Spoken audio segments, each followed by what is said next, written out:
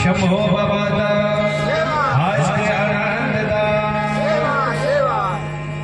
इसी प्रकार से भैया यहाँ पर बाबा भोलेनाथ अपने पूरे भवन कर संसार प्रगटा का यहाँ पर पशु पक्षी जीव प्राणी का सबका नाम धरा बना है। यहाँ पर सातों बहना अपने भैया को ढूंढने निकल जाती है। अब यहाँ से चलते चलते चलते भैया बाबा का यहाँ समय काफी बीत गया और बहन को भी यहाँ पर समय बीत गया और यहाँ पे भैया थोड़ी सी ताकत लग रही है। मास्टर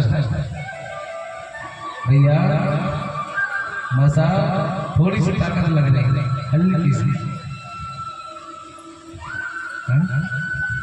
थोड़ी ताकत लग रही है यहाँ पे इसमें। हाँ तो इसी प्रकार से हमें समझना पड़ेगा। यहाँ भैया ज्यादा हो गया।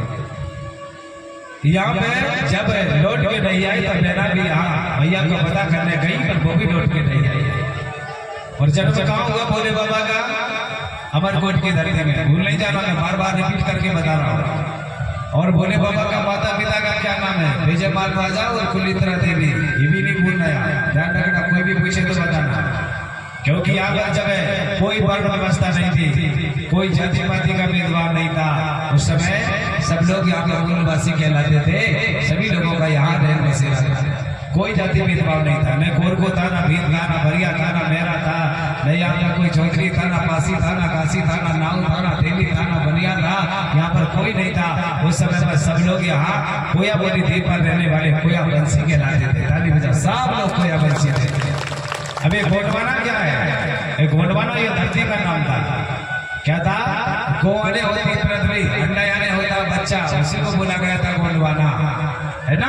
उसको बाना बोला जाता है। ये बाना किसके बच्चे यानी बाना, हम उन्हीं के बच्चे, धरती दाई के बच्चे, है कि नहीं? इसलिए ये समाज का नाम गोंडवाना नहीं था।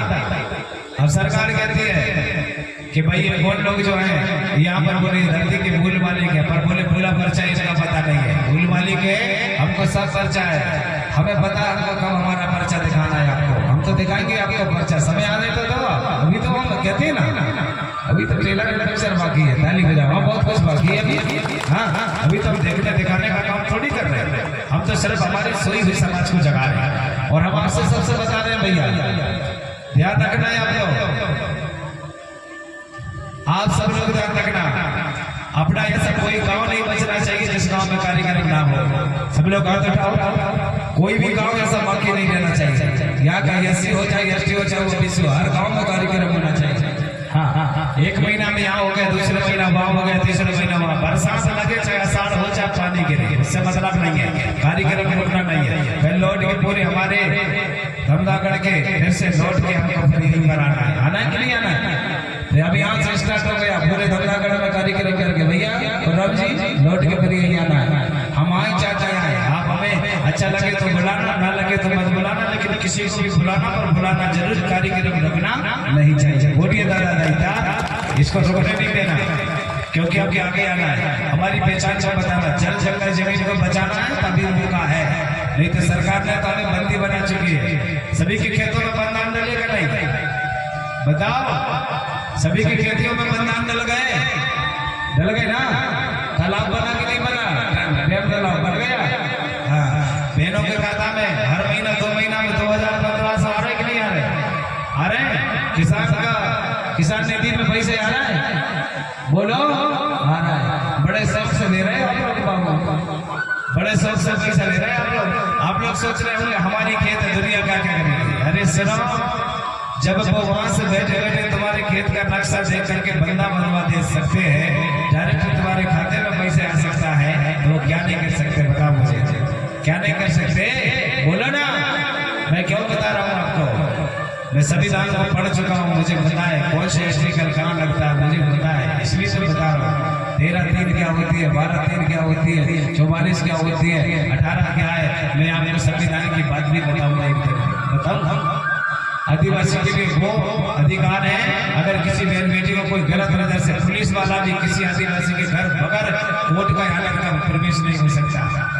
हाँ, अगर पुलिस वाला भी है तो बगैर कोर्ट के आर्डर का अगर कोर्ट का ऑर्डर है कि मूल्यवासी के पास घुस जाओ, उनके घर इंक्वायरी करो, तो वो घुस जाए या पकड़ का पुलिस वाला हमारे घर के अंदर नहीं आ सकता, ताली बजाओ, नहीं आ सकता, ये कानून है। लेकिन उनको पहचानने की कोशिश, हमारे लोगों को तो मैं देखता हूँ, पुलिस वाला किसी को पकड़ के लेके जाएगा ना, दूसरा दो लोग खड़े होकर देखता, आनंद आता उसको, हंसता उसको देखते, ले जा, कर्म किया तो लेके जाएगा। ऐसा मत करो, एक दिन वो तुमको भी लेके जाएगा, क्योंकि मौका आने वाला है, ताली बजाओ, मौका आने वाला है। आज उसे देखकर हंस रहे हो ना आप लोग, कल आपको देख के वो भी हंसेगा, क्यों? समय आने वाला है सभी का, एक का नहीं। प्यारे, तुम्हारी कितनी खेत है, तुम्हारी कितनी बिल्डिंग है, उनको सब पता है, सब पता है। किसान के खाते में सरकार कहती है 2 लाख से ज्यादा हुआ तो इंक्वायरी करो, इसके पास नहीं सरकार से आया। और दुनिया के अंबानी अडानी के पास करोड़ों अरब रुपया, उनके पास क्यों नहीं लगती सीधी भाई है? उनके पास क्यों नहीं लग रही है? हमारे पास ही क्यों लग रही है? जब तक हम लोग 5 लाख 10 लाख की तो किसानी करते हैं, मक्का कमाते हैं, गेहूं कमाते हैं, धान कमाते हैं, 5 लाख हम खाता नहीं रख सकते। बताओ, घर में रख के चोरी हो गई तो इसका जवाबदार सरकार चाहती है कि कोई भी तरीके से ये गरीब रहना चाहिए, ये पढ़ना नहीं चाहिए, ये सरकार के आंकड़ा है। हम इसलिए आपको समझा रहे हैं कि हमें सरकार पे उतना ही विश्वास करना जितना हमें अपना जो धोखा दे करके कोई मित्र चला जाता है, उतना ही विश्वास करना। और जिस मित्र ने धोखा नहीं दिया, उसे साथ निभाने का मौका दिया, इस प्रकार से पति पत्नी की जोड़ी होती है, उसे मित्र को डिग्री निभाया है तो समझ जाना, उसके साथ हाथ बढ़ा देना, ताली बजा उसके साथ हाथ बढ़ा देना। और आप लोग ऐसा नहीं है, अभी आपका समय आने वाला है, अगर नहीं जाके वादा करता हूँ प्यारे, मैं यहाँ से बोल के जा रहा हूँ, ज्यादा समय नहीं है, 3 पंचवर्षीय देख लेना आप, 3 पंचवर्षीय। अगर आप नहीं जग पाए मूल्यवासी, SC ST OBC नहीं जग पाए, तो आपके मुख में वही बांधा जाएगा, मड़की और पिछवाड़े में झाड़ू फिर से बांधा जाएगा, और आपको खेती आपकी रहेगी, काम आप खेती में करोगे, लेकिन खाना तुमको ग्राम पंचायत में दिया जाएगा, और शाम सुबह जेल की तरह टटिया लेकर खड़ा होना पड़ेगा। ग्राम पंचायत इसलिए बनाया जाएगा कि तुम लोग रहे हो, चिंता ना करो, काम करो दिन भर, और थाली लेकर लाइन से खड़े रहो, खाना देंगे और बढ़िया से बड़े रहो। ये तुम्हारा घर भी तुम्हारा नहीं होगा, कुछ नहीं होगा। क्यों होगा? जब तुम्हारी पूरी संवैधानिक चीज लिप्त हो जाएगी, तुम्हारी रीति रिवाज लिप्त हो जाएगा, तुम्हारी संस्कृति लिप्त हो जाएगी, तुम यहाँ के मूल मालिक नहीं कहलाओगे, तो तुम्हारी पहचान कहाँ से नहीं? बताओ ना, कहाँ से पहचान चला? सब चीजें उनके पास में, खेती खसरा नक्शा, तुम्हारे पैसा सब पूछेगी। अभी हमने इतना पैसा दिया है, अगर तुम जमीन नहीं दे रहे तो पैसा दो, फिर आप लोग ब्याज से जोड़े तुम्हारे। अभी अगर एक पूरी गुजर जाए, पैसा दे दिए तो करोड़ रुपया कौन दे पाएगा? देगा? कोई पैसा नहीं देगा, तो वहां पे जमीन को नीलामी कर दिया जाएगा, और आपका फिर वहां से सलाम करके दूर कर दिया जाएगा। इसलिए पहचान आपको अभी बरकरार रखना है। सभी को जगह सोए हुए लोगों को, उनको लगता होगा ये लोग, ये समाज को बेकार है, हम बेकार नहीं रहे हैं। अगर बात बेकार नहीं लग रही है और समाज को जगाना हमारा अगर हृदय पे अगर लग रहा है कि मैं समाज के लिए सही हो, और दूसरे को बेकार लग रहा है, तो मैं बाजी हूँ, मैं बाजी हूँ, क्योंकि मैं गलत रास्ते पर नहीं हूँ, मेरा रास्ता सही है। भले लोगों को गलत लगता हो, मेरा रास्ता सही है, मेरे साथ परम सिद्ध बढ़ा दे हुए ताली जोर से बजा। हाँ, ये सरकार के बल पर बिल्कुल कर रहा हूँ, कोई भी सरकार हो, आप अपने कदम पे चलो। लोग कहते हैं जब मंच में आता नेता तो क्या बोलता, मैं गरीबों का भला करूंगा, मैं गरीबों का भला करूंगा। एक बात बताओ, जब तुम धनवान आते तो तुम हमारे पास आए क्या? नेता अगर धनवान होता तो मंच लगा के हम लोगों के पास क्यों आता? इसका मतलब है कि हमसे ज्यादा गरीब तो तुम हो, जो हमसे वोट लेकर धनवान बनना चाहते हो। ये बात हुई ना, ताली बजाना हो गया ना, ये बात प्रमाणित होता है। वो चिल्लाता है ना, गरीबों का भला करूंगा, गरीबों का भला करूंगा, तो गरीबों का भला नहीं करेगा बाबू, तो गरीबों का भला करने वाला नहीं है, गरीबों को चूसना वाला है। मुझे बुझना है कब चूसने का है, इसलिए इन पर विश्वास नहीं करना। एक बात और बताता हूँ, कोई भी कितना बड़ा पढ़ा लिखा है, कलेक्टर आ चाहे मजिस्ट्रेट आ चाहे यहाँ का मुख्यमंत्री हो चाहे राज्यपाल आ चाहे राष्ट्रपति, अगर आप बैठे कुर्सी से नहीं उठेगा, भले उसको नीचे बैठना पड़े, बैठो, कोई मतलब नहीं। तुम कुर्सी में बैठोगे तो हम नहीं बैठेंगे, हमारा आदमी नीचे नहीं बैठेगा, बिल्कुल नहीं बैठेगा। अगर आप कुर्सी पे बैठोगे तो हम नहीं बैठेंगे, हमारा दर्जा है। हाँ, जब भी थाने अदालत में कहीं भी जाओ तो बराबर से बैठने की कोशिश करना। मैंने देखा आदिवासियों को, साहब जी किनारे पे बैठ जाते हैं नीचे, पुलिस वाले ऊपर बैठा, क्यों? वो भी अगर तुम पुलिस वाले तो हम भी पुलिस वाले, क्यों? हम अगर नहीं होते तुमको यहाँ पे लिखवाने कौन आता?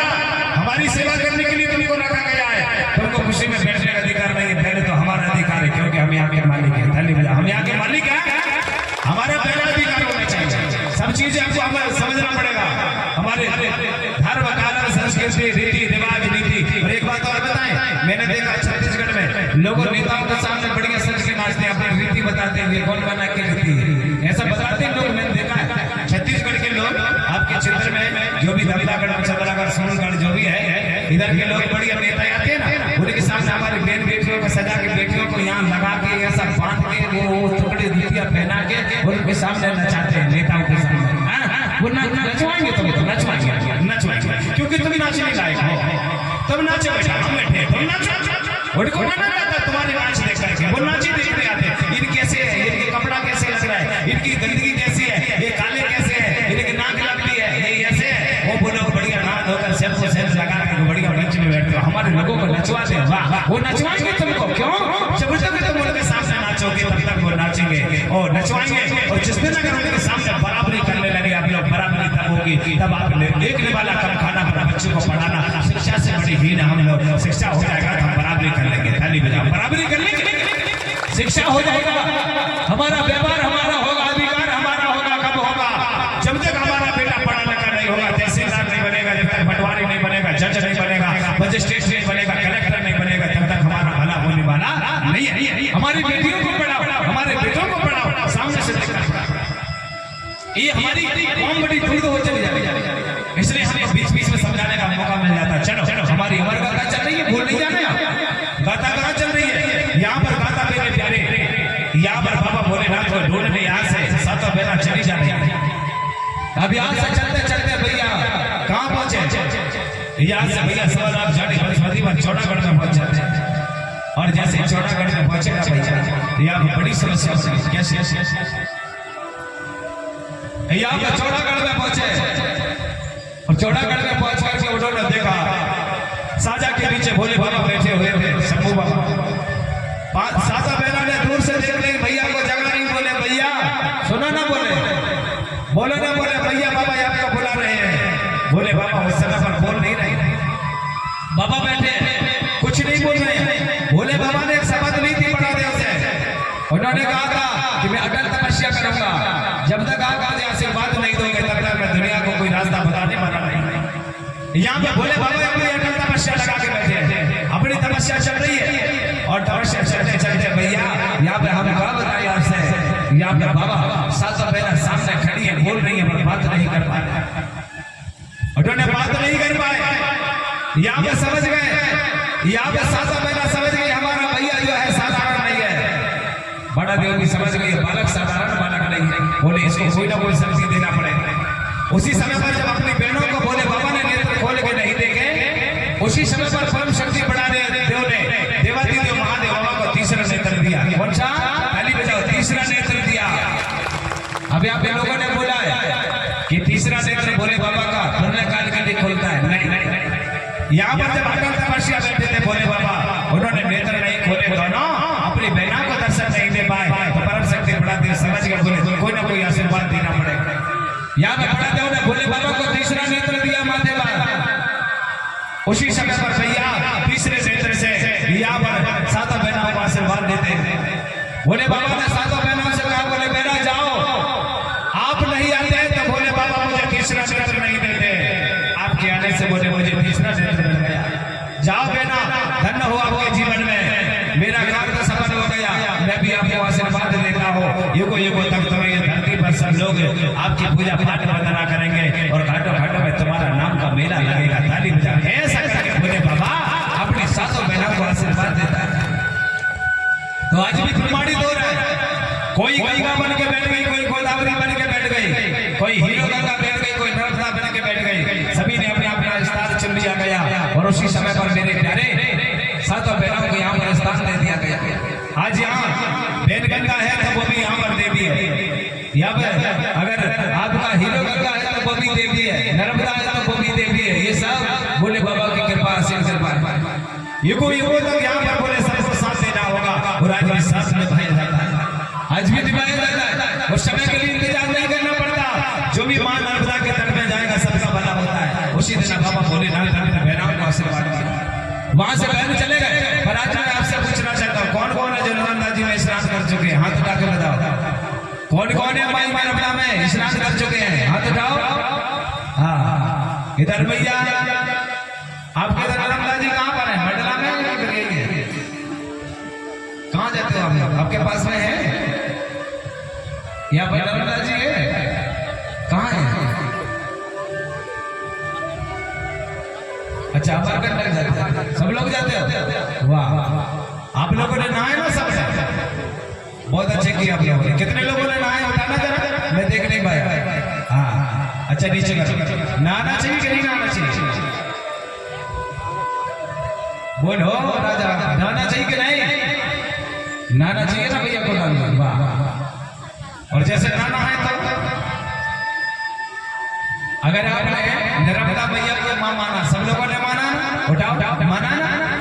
एक बात बताओ, कोई मैया के अंदर जाके साबुन लगा के नहाता है क्या? बताओ, कोई नहाता है क्या? अगर आपने नर्मदा माँ को माना, माँ माना है, तो एक काम करना है आप लोग, बढ़िया मैया के किनारे पे जाना और स्नान घर से करके जाना। कहाँ से? घर से स्नान करके जाना। हमें नर्मदा में स्नान करने का कोई आवश्यकता कोई वैसा नहीं है। वो तो नर्मदा में वो नहाते जो पाप करते हैं। हम लोगों ने पाप थोड़ी किया, हमने तो मैया के जन्म लिया है माँ से। माँ से जन्म लिया।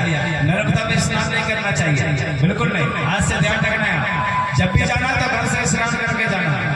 हल्दी चावल का निमंत्रण ना मिले तो ना मिले, थोड़ी सी चावल और दाल मिला के ले जाना। क्या लेके जाना? आप थोड़ी सी चावल और दाल मिला के ले जाना। और मैया की कृपा करना, सिंदूर नहीं चढ़ाना, रोरी नहीं चढ़ाना, मांग नहीं चढ़ाना माँ, और चूड़ी भी नहीं चढ़ाना है। क्या चढ़ाना माँ को? अगर देना हो तो बढ़िया यहाँ पर उनको चुनरी चढ़ा देना। चुनरी जानते हो ना, चुनरिया? हाँ, ये चढ़ा देना, क्योंकि मैया कुंवारी है। अब सिंदूर किसे चढ़ा जाता है? जिसका विवाह हो जाता है। चूड़ी किसे पहनाया जाता है? जिसका विवाह हो जाता है। जब आप लोग बहू लेने जाते हो तो सरकार लेके जाते हो कि नहीं जाते हो? अपने बेटे की बहू लेने जाओगे तो सरकार ले जाओगे कि नहीं? भाई मांग ले जाओगे, श्रेष्ठ ले जाओगे, चूड़ी ले जाओगे, जूता पहनेंगे ले जाओगे, कपड़ा ले जाओगे कि नहीं? उसके बाद किसी की बेटी को सजा करके दुल्हन बना के बहू बना के लाते हो। और यहाँ पे तुम जाते हो तो मैया को क्या चढ़ाते हो? कोई चूड़ी चढ़ाता, कोई सिंदूर चढ़ाता, कोई मांग चढ़ाता, कोई चूड़ी पहनाना। नहीं, माँ कुंवारी है, उनको ये सब नहीं चाहिए। माँ को तो सर पे जूती चला देना और बढ़िया हल्दी चावल का निमंत्रण बने तो सम्मान दे देना, ना बने तो बढ़िया चावल और थोड़ी सी दाल मिलाकर माँ की खिचड़ी भेंट कर देना। माता प्रसन्न हो जाती है। बोलिए नर्मदा दाई था, भैया प्रसन्न हो जाती है। अभी माँ की भक्ति नहीं समझ पा रहे हम लोग। हाँ, और माँ को सबसे बड़ा श्रेष्ठ सफेद धारण जो वस्त्र होता है वो बड़ा बढ़िया होता है। माँ की जब भी अगर यात्रा जाओ, चाहे कुछ भी करो, सफेद वस्त्र धारण करके जाना। क्यों? ये बड़ा बढ़िया माँ के लिए, क्योंकि वो भूली दाई बन चुकी है। माई देवा जो है वो नर्मदा दाई भूली दाई बन चुकी है। मैया के लिए सफेद वस्त्र धारण बड़ा प्रिय रहता है। वो दूर से पहचान, ये मेरा भक्त है, ये मेरा भक्त आ रहा है, मेरे द्वार आ रहा है। इसलिए भैया हमें घर से स्नान करके जाना चाहिए। एक बात और हमने कल बोली थी आपको, अगरबत्ती नहीं लगाना, वहां बिल्कुल नहीं लगाना चाहिए। नहीं, हाँ, क्या क्या